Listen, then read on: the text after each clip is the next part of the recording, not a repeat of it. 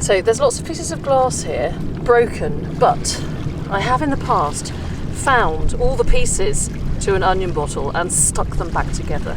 And I'm filming this just in case this is a similar scenario.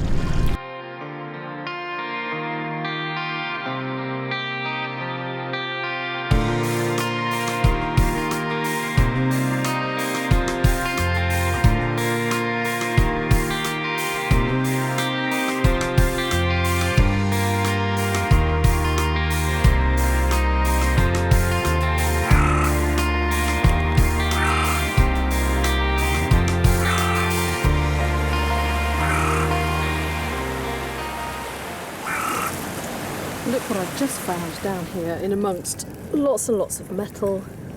It's part of a little plaque. Something and Co Limited. It's got pool there, so maybe, yeah, and an R, so Liverpool. Oh, I wonder if the other half is here. But even if it's not, that's really nice just in itself, isn't it? Right, I'm going to see if I can find the other half. Now, down here, I've just spotted a fragment of buckle, possibly Georgian buckle, but look at the detail on that.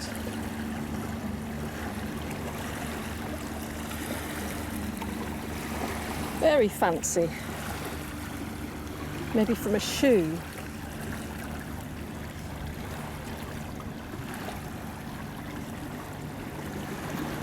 Oh, I wish it was in one piece.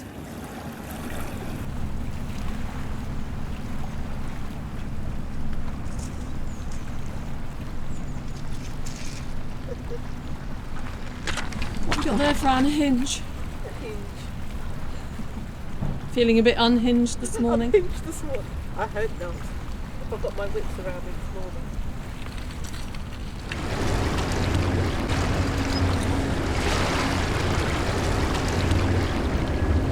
Now, come and see what I've just spotted here.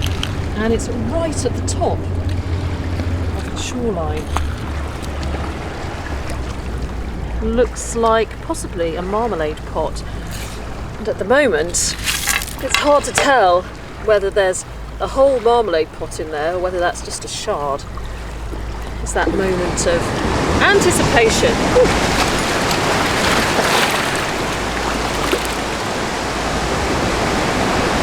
We'll take a look in a minute.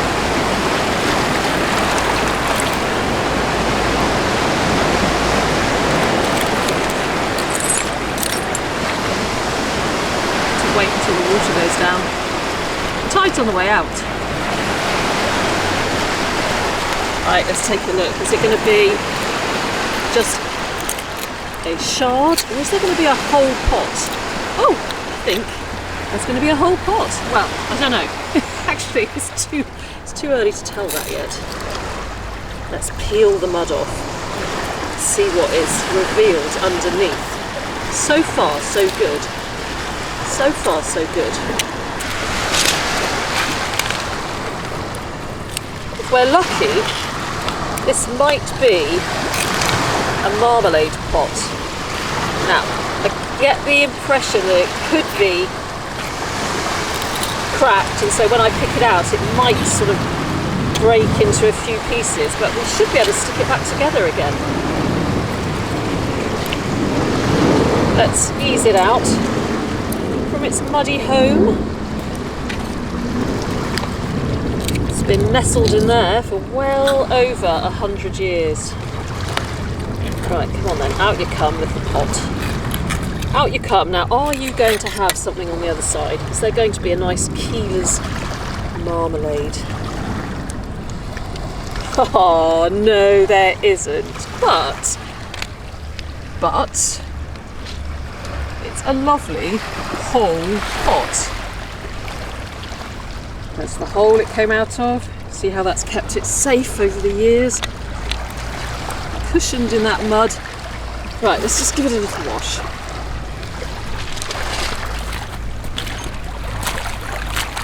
I thought we might have got a lake water on there, keelers or something. Let's get that mud out. Whew. Get the mud out there. There we go.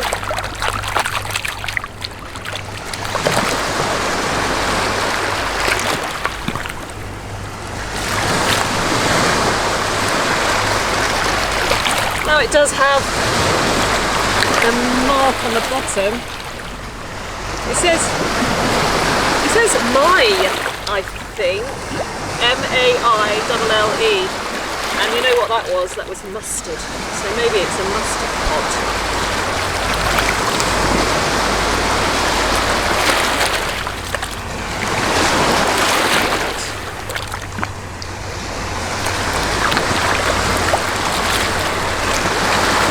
There we go. Well, that will be nice for keeping paintbrushes in.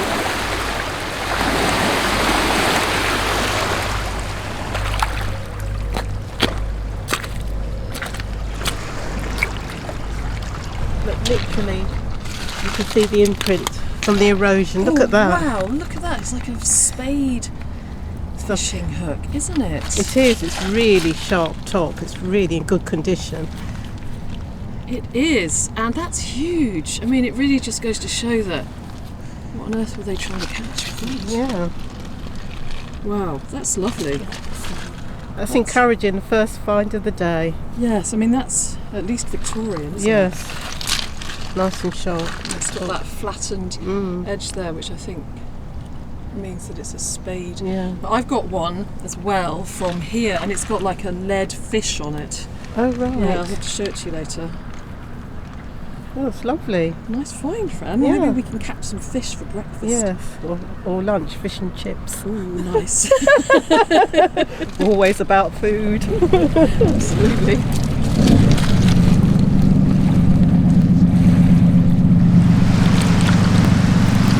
Down here I've started to unearth what looks like a pretty decent sized sheath here. Look, you can see the rounded edge and the groove just there. It's a really big one actually. I've not found one this big before. Let's see if we can get it out. Always nice to find these. Evidence of shipbuilding from years ago, or ship breaking. Let's get it out. Whew. Oh yeah, that's a nice one. It's lovely, probably made of lignum vitae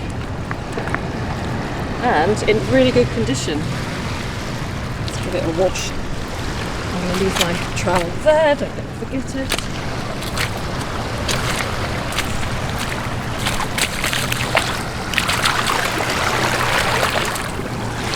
There we go. Yeah, that's a beauty. That is a lovely one to add to the collection. What I found. Oh, look at that! That is spectacular. Have you put this one away yet? Are you going to keep that? Yes, I will, yes. Looks like the theme of the morning so far is hooks. Getting hooked. Hooked. Are you hooked on mudlarking? I am hooked on mudlarking today.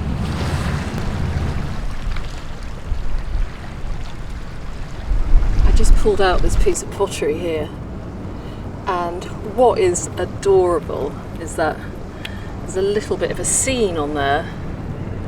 And just there's two people, look.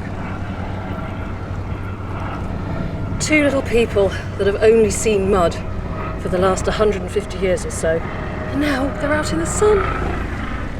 Isn't that magical? Welcome to the world, the sunny world of London. Mind you, yesterday it was pouring with rain. Absolutely pouring.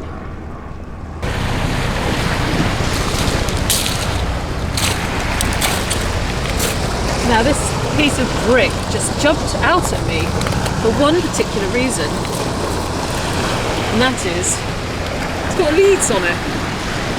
And what's so important about Leeds, I hear you say?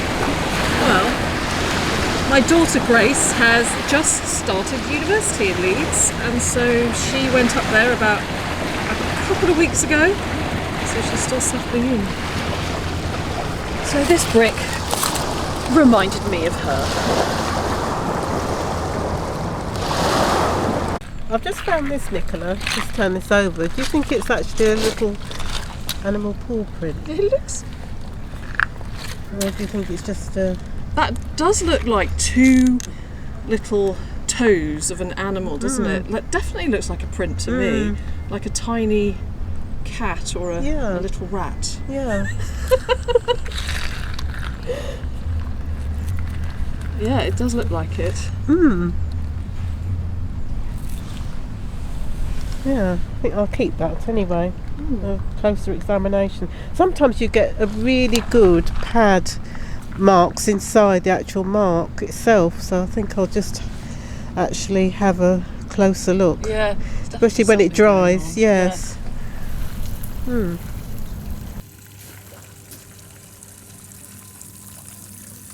Oh, and just down here there is a really nice, pretty piece of decorated pipe stem. I've got a little box at home with lots of pieces of pipe stem in, which are marked with names or decorations. So I'll add that to that.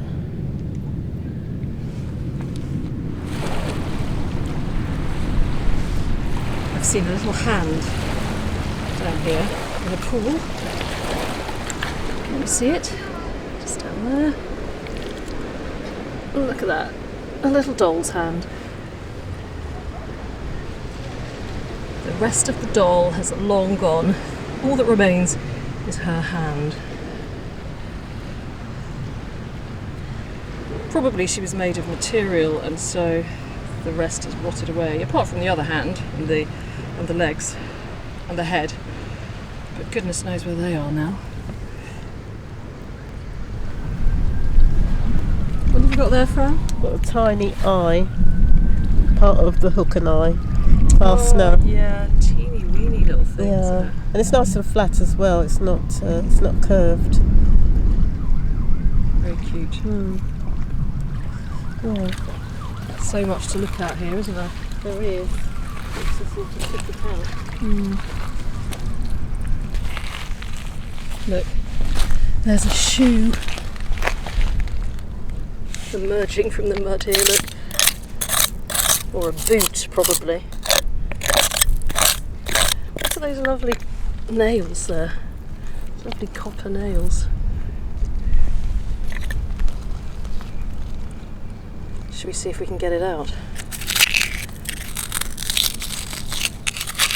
Shouldn't be too hard, actually. Oh, here we go. Out it comes. Oh. Look at that shoe. Let's have a look at the sole. I love the nails in these soles. And it's probably got one of those sort of horseshoe type things here to protect the heel as well, to reinforce the heel.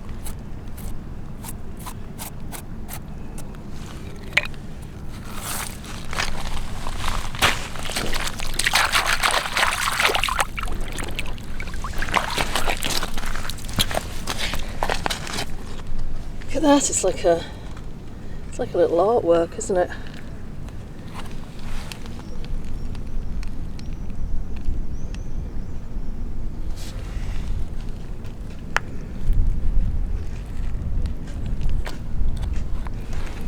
Saving souls on the foreshore. Look, I think Mum is bringing the babies along to say hello. Oh, look at you. Aren't you beautiful? And I'm afraid I don't have any swan food for you.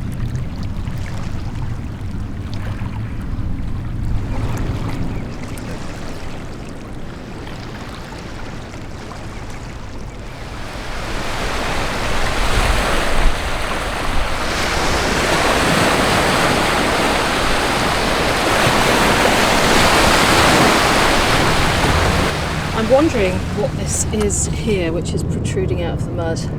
I thought perhaps at first a boat hook, but the wood here looks really too thick for that. I don't know.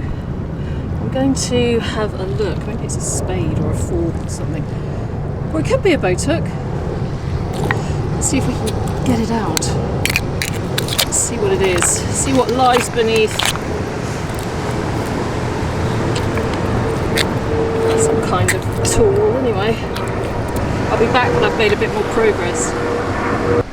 Right, okay, I think we can pull it out now. Right, let's see what this is. Ooh, look, it is a boat hook. I spoke too soon. It is a boat hook, still with some of the wood in it. That is in such good condition. The mud has really preserved that boat hook. I'm gonna have to take that. The wood's probably not going to last for too long, but that is a resplendent boat hook, if ever there was one. Right, put that in my bag. I always carry around with me a dustbin bag in my rucksack, just in case I find things like this, which are too big to put in my finds pouch.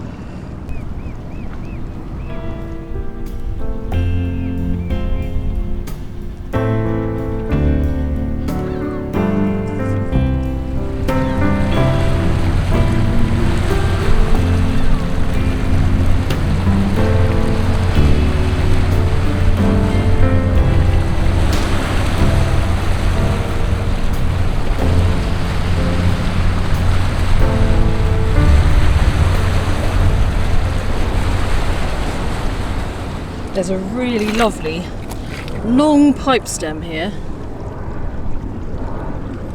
missing a bowl. And actually I can see quite a lot of stems around me, including one over here, which I'm going to investigate. Let's have a look and see if there could be a whole pipe. And do you know what? I really think that we're going to be in luck.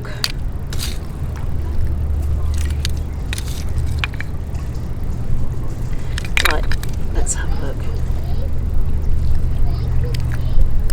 Yes, we are, look. Look at that, we're going to get this pipe out of its muddy home. Oh, look at that lovely pipe-shaped hole just there, where it's been snugly hiding for the last few hundred years, because this one is late 1600s, early 1700s, so it's been in there a long while. It's just incredible, really, isn't it? The way that the mud protects these like a cushion. Let's go and give it a rinse.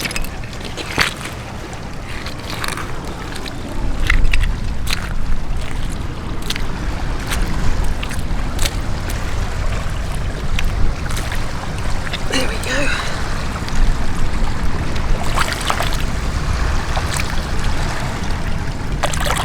There we are, lovely. Welcome to the world, little pipe.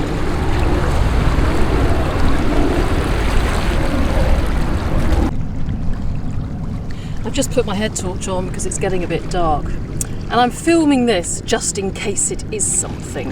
It probably isn't, but there's lots of pieces of glass here, and of course, you know what I'm hoping. I'm hoping it could be pieces of an onion bottle. Let me try it out with my shadow. That I could maybe, even better, let me turn my head torch off. There we go. That's better. Right, okay, start again. So there's lots of pieces of glass here, broken, but I have in the past found all the pieces to an onion bottle and stuck them back together. And I'm filming this just in case this is a similar scenario. I'm going to turn the camera off whilst I extract as many pieces as I can, because I don't want to damage them any more than they already are. And let's see what we've got. Okay, I'll be back in a minute. But before I go, just to show you, look, there's a big bit here, there's some there, and there's also some here. So, well, I don't know. I'm gonna get on and extract a little bit more. I'll be back shortly.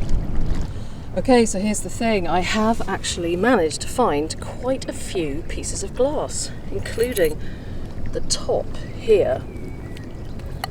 Quite a large piece of base and several other pieces like that. So there's definitely some missing, probably quite a lot missing, but assuming they all come from the same onion bottle, I might be able to build up something that resembles an onion bottle.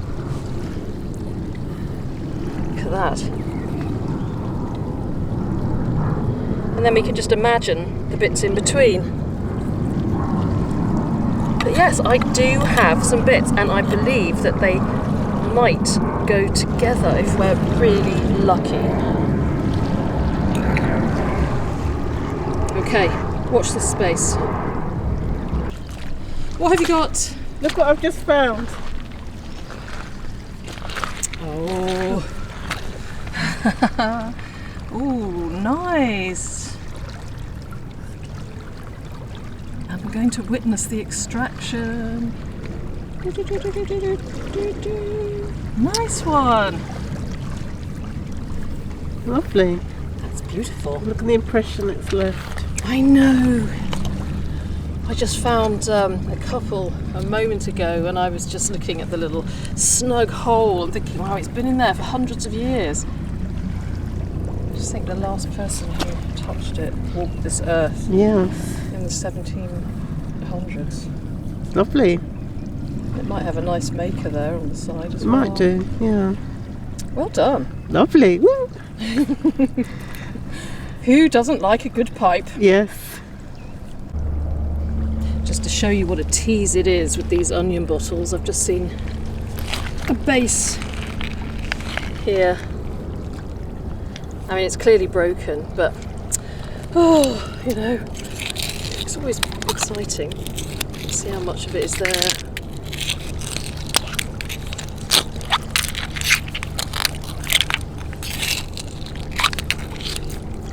Oh, it's really firmly stuck in there, that one. It's probably only recently broken. I'm just going to turn the camera off a moment whilst I try and get it out. Here it is, look. Isn't it beautiful? You know what? See, there's the big, the punt there, really deep punt. On the other side, it's broken. Of course, the body would have come up just here. But I'm going to take that because I will use it as a candle holder on my bath. Put a nice little candle there. And now I'm going to have to stand up because if not, I'm going to get wet knees. Whoop. There we go.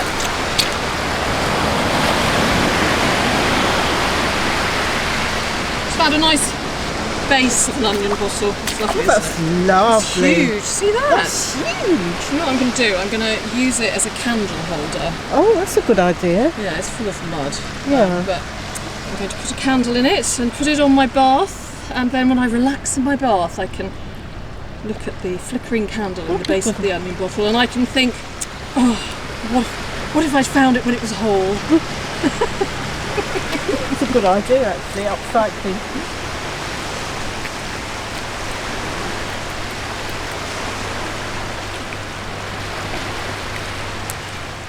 Look at this huge horn here. Look at that. It's huge, isn't it? Massive great thing. See it? Can't really miss it, can you? A great big cow horn. Well, look. Even if I haven't found all the pieces to the onion bottle, look what we've got here. A lovely night pipe just waiting for us. that is a little beauty. That looks like a 17th century pipe. Wow. Isn't that incredible? Hello, little pipe.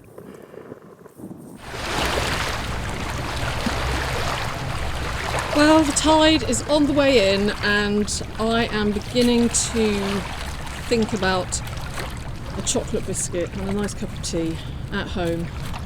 What about you, Fran? I agree, yeah. Yeah, Fran agrees.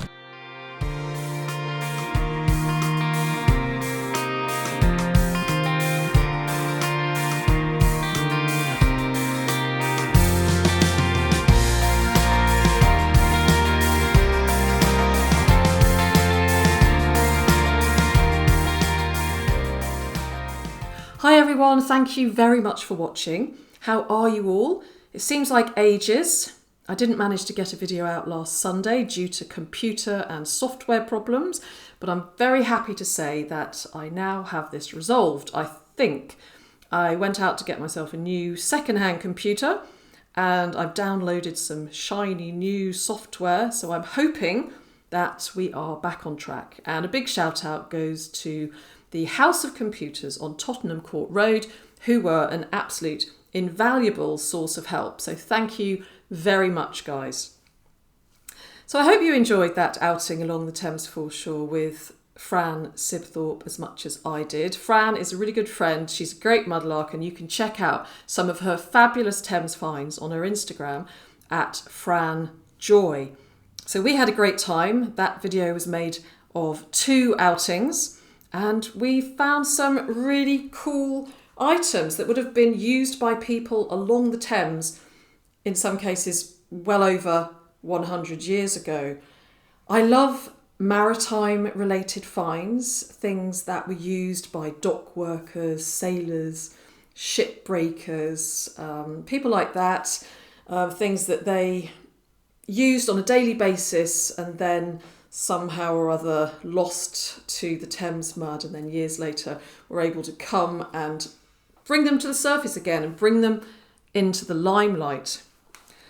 There is one particular find here that I am going to be talking to you about, one of my favourite kinds of finds. You can probably guess what it is. And I expect you're wondering if I was able to put it together to make it into an entire onion bottle, or at least part of an onion bottle. Well, you need wonder no longer, because I'm going to show you what happened to those fragments of glass that I pulled out of that muddy bank in the evening mudlark. Just look at these pieces of glass all cleaned up. Stunning colours on them. Definitely that would have been a resplendent onion bottle when it was in one piece. There are definitely a few pieces missing, but let's see what I can do with the pieces that I've got.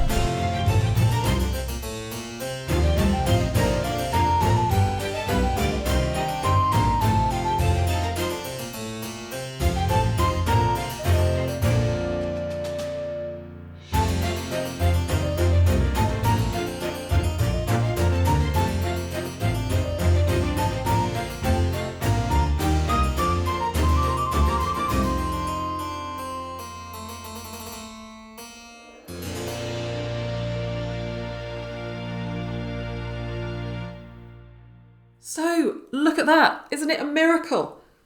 So today I'm mostly going to be talking to you about onion bottles, and here it is. Now look at that, isn't that incredible? Believe me, no one was more surprised than me when those pieces came together to create this bottle. Just look at it, isn't it an absolute beauty? Now if we turn it around, it's not quite in one piece, but if you didn't know, then, you know, and if it's going to be sitting on my dresser or in a display cabinet like that, no one would know that this is not an entire onion bottle. Look at that huge sort of kick up there, that punt. And some of the iridescence is peeling off. I've sprayed some of it, but not all of it, evidently. And so maybe I need to do that to stop all of it peeling off. So we've got this one now, which is in my onion bottle collection. So on this occasion, I'm going to bring out my other onions. So this is like mother onion.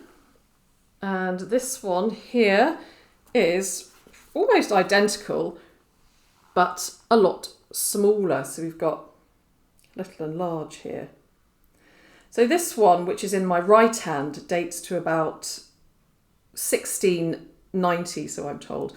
And this one in my left hand, I'm thinking maybe early 1700s. I often consult my friend and member of Society of Thames Mudlarks, Steve Camp, on these bottles. So Steve, if you're watching this, please can you confirm that this bottle is 1700s-ish or early 1700s?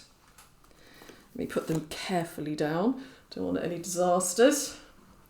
They've been through enough already.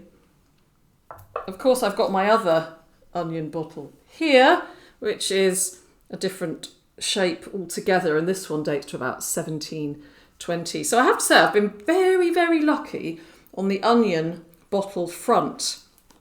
And dating them is a bit of an art. Steve Camp, my mudlarking friend, is very good at it. And so was Ivor Noel Hume, the British archaeologist who actually died in 2017. But I'm going to put my glasses on. I'm going to show you here his sketches of onion bottles, which can help to date them. But as you can see, there's quite a lot of them. And once you start examining them, they all start to look slightly similar. But I think mine is around about sort of this area here. So 1700s-ish.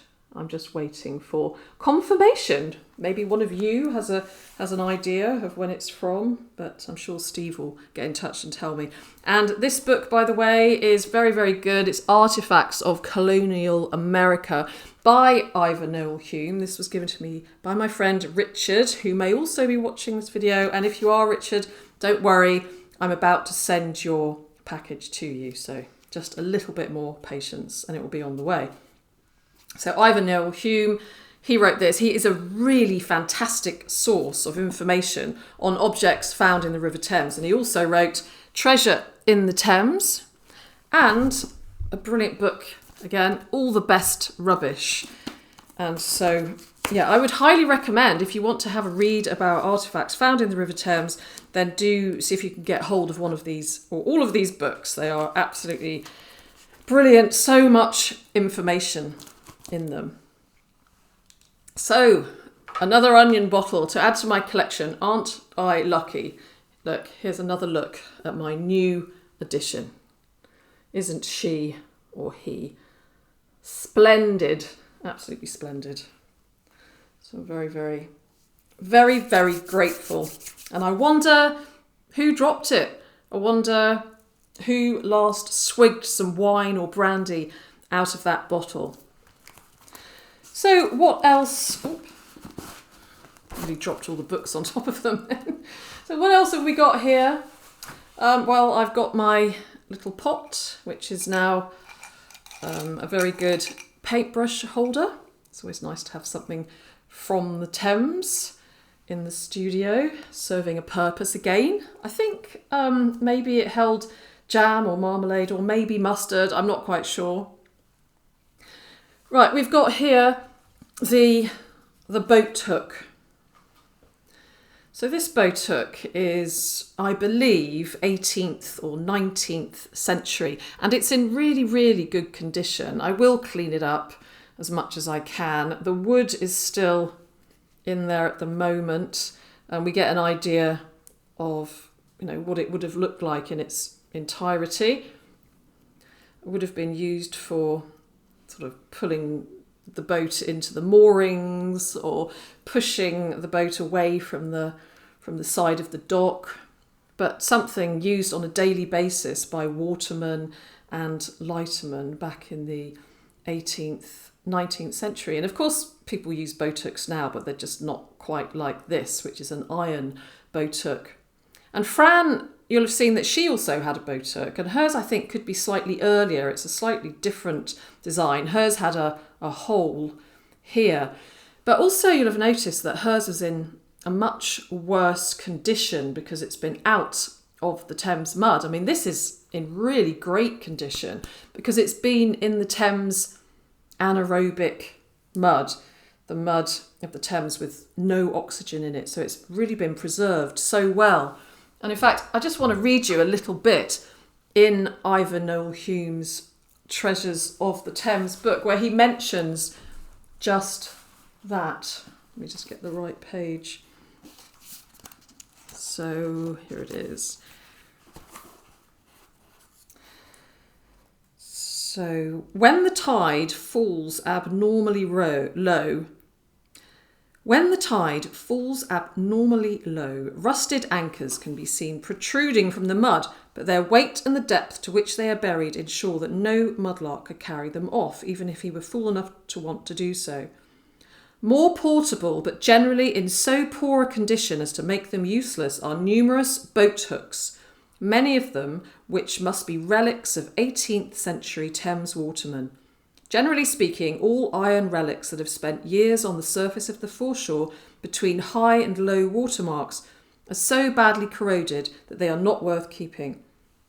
This fact often has curious results, for when an iron object lies only partially buried, the exposed section may nearly be eaten away by rust, while the part that lies sealed in the silt is in almost perfect condition. So this is very similar to what happened with this, really. This has just been kept in excellent condition, whereas it looked as if Fran's boat hook had been sitting on the top of the mud for quite a while and so was in a lot worse of a state. So there's the boat hook, and there is a bit of a theme of hooks going on because of course there is also Fran's lovely big spade end fishing hook, which I think is probably Victorian era. I'm not absolutely certain, but I mentioned that I had one, and this is mine here, which is really very, very similar, almost identical, except that it does have a really nice lead or pewter fish there on the hook. This was found in the southeast London area where there used to be a lot of fishing going on, but really this is just so big, isn't it? And I do wonder what kind of fish they were catching with it, really, because as far as I know there's no fish that are big enough to merit a hook like that, but in the Thames anyway. But I don't know, I could be wrong. We've also got a lovely sheave. It's a sheave, not a sheath. So a sheave here, part of a sort of pulley system on an old ship from the past, made of a very heavy, dense wood that survives well in water, lignum vitae. And I've got quite a few of these in varying shapes and conditions. There is one here, as you can see, this one's a lot bigger. Got another one here. And I've got one here which is sort of does illustrate a little bit how the system, the pulley system, would have worked. So this was part of a ship a long, long time ago. But this one's in really good condition, isn't it? Again, it's been just kept so well in the Thames anaerobic mud.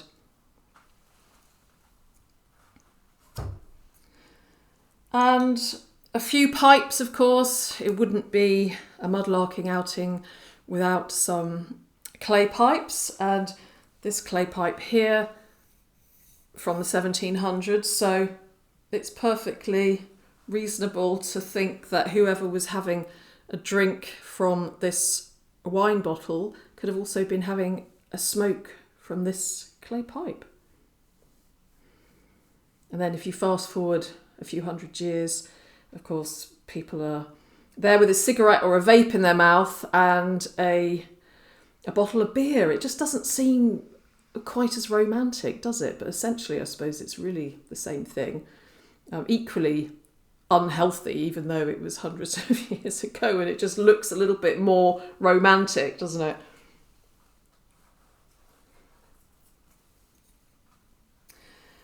So that is about it for the objects I wanted to tell you about. I do want to give a shout out to my daughter Grace, who set off to Leeds University a couple of weeks ago. And if she's watching this, which she probably isn't, but I'll tell her to watch it, she's probably watching something a lot more interesting on Netflix. I do want to say congratulations, Grace, for getting into Leeds University, and I hope that you're settling in really well, and I'm very, very proud of you. And also a big hello to Adrian, who is in Plymouth University. And actually, if any of you or your children have gone off to college or university recently, I hope that everyone is settling in well and that everybody's getting used to not having their teenagers and their young adults around. So congratulations to all of you, everybody who's been passing exams and going off to college and university. Good job. Very, very proud. So I think now that's pretty much all that I've got to say to you at the moment. I would like to say a huge thank you to everybody for watching my videos and for all your comments and your emails. I really appreciate getting them. And also a huge thank you to everybody who has made donations to me via my Ko-fi account or via Super Thanks. I appreciate each and every one, so thank you very, very much. They don't go unnoticed. And I'm looking very much forward to being back again with you very soon with more mudlarking adventures. I'm working on a video at the moment about a man who was serving on a ship treating sailors that had yellow fever and who was then buried in a very lonely grave on an island in the River Medway. So that's just a little taster of one of my upcoming videos that I've been really getting fascinated about. I'm absolutely fascinated, so I can't wait to share that with you. So I think now all that remains is for me to get my new candle holder. You remember the base of the onion bottle I found, and I said I was going to use it as a candle holder. Well, I'm going to light the candles very shortly, and I'm going to go and sit and soak in a very nice hot bath with my onion bottle candles all around me.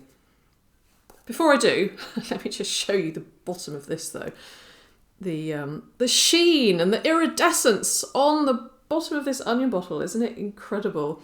Just so glorious. Isn't it funny that something can come out of the mud and be so beautiful? Mud packs really, yeah, should be a thing. Should be a thing. I wonder what the Thames mud would do. Maybe I should try that. Soak in the bath with my onion bottle candles and a face pack of Thames mud. Yes or no? Maybe not. Maybe not. So right, I'm off to have a bath, and I'd like to wish all of you a very good evening, rest of day, rest of weekend, whatever you're doing. And please remember to do something really lovely and kind for yourself today. And I send you much love from here in London.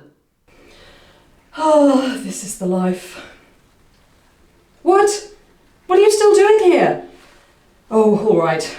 I know that you wanted to see my onion bottle bath experience. Well, let me tell you, there is nothing better than soaking in a hot bath after a hard day's mudlarking, surrounded by one's onion bottle mudlarking finds. I think this is the part now where I'm supposed to disappear under the bubbles. I wasn't going to because I've just washed my hair, but now that you're here, I will try and do that. See you soon, everyone. Bye. Oh my God. I'm not sure I did that right.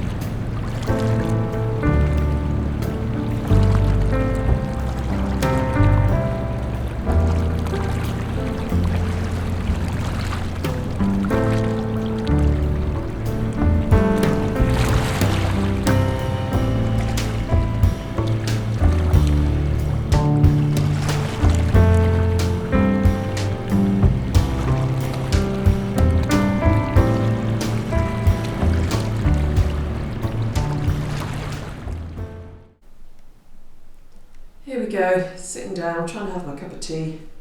Back again, somewhere in this garden, there is a huge cache of peanuts. Look at your dirty nose. Where are you burying them? I'll give you 2 more, and that is it. That's it. Look at that little muddy nose. You've been burying peanuts. Come on then. Okay. All right. Calm down. And there's 1 more. Voila. Right. Off you go. I'll see you tomorrow. Got to be strict with these squirrels, you know.